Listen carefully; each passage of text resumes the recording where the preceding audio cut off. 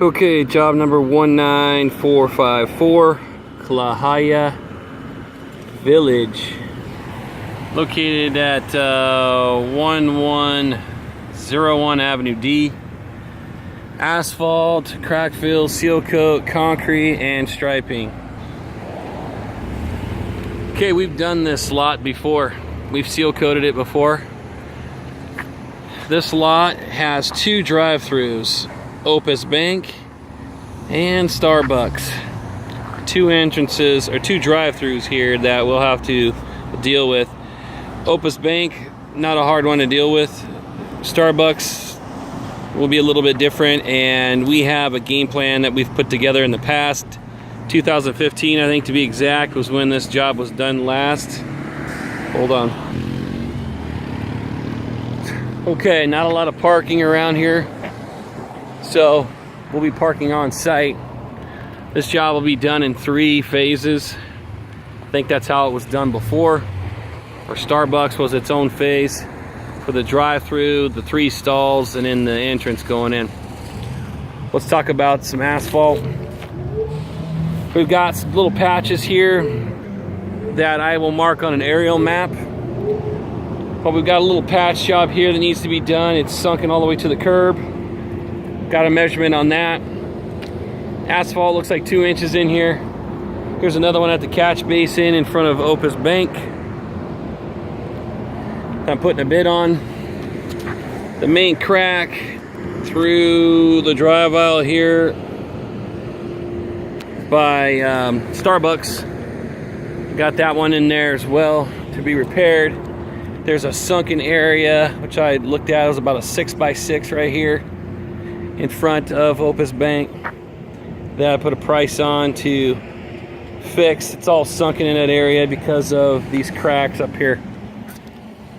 Before I walk up to the property, which by the way, the seal coat goes between these 2 buildings, up and around and up to the top. We'll catch that in a little bit.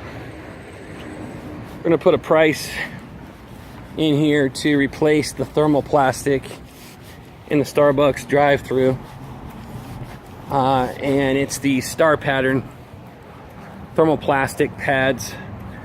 I've bid them before in the past. I've done about a handful of Starbucks with these torch down stencils, but we'll need to replace those 2. Give a separate price for it.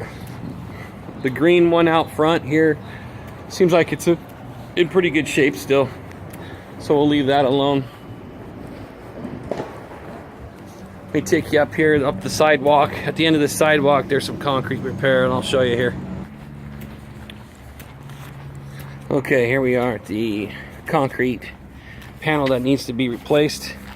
I was looking around at some of the other pads that are here, and they look to be anywhere between 4 to 5 inches thick.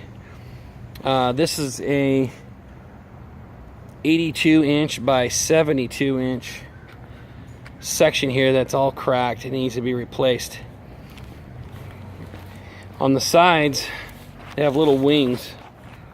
On the left and on the right, they ramp up, so that way the water channels down the sidewalk and goes into the French drain there. They're asking to get that replaced. They're also asking to get this small little sunken area repaired on the asphalt, which I've got that quantity recorded, and we'll give you that later. This is an area that's a little alley that needs to be seal coated, so we can't miss this. I guess in the past when we seal coated, we forgot to seal coat behind the curbing, and we had to come back out and seal coat. So we need to make sure that we seal coat that little piece. Okay. Some crack fill was done last year by Wexler Properties. Wexler Properties owns this, and some of it's holding up really well, as you can see down here, but there's some areas that need to be replaced. So I'll give a quantity on that later. I'll take you to the top here where there's one more area of tree root damage, and where they want to add a little parallel parking stall up at the top. Just a second. Okay, so now I'm at the top As you can see over the vans there, I was down there at the bottom of the hill. Made my way up to the top here, and there's a curb right here in front of Evergreen Home Loans. They'd like to do a parallel stall right here in front of this curb. So I'd like to put that in. There's no stall striping there right now. He did not ask to put stall striping in there yet, so we'll leave that alone. The last thing I want to show you is over by this tree, which is directly across from Evergreen Home Loans. Got this planter, and there's a little bit of tree root damage here, right by the tire there.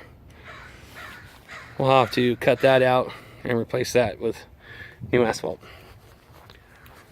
Okay, on that concrete pad that I showed you earlier, it's a broom finish, so you want to make sure you make that note.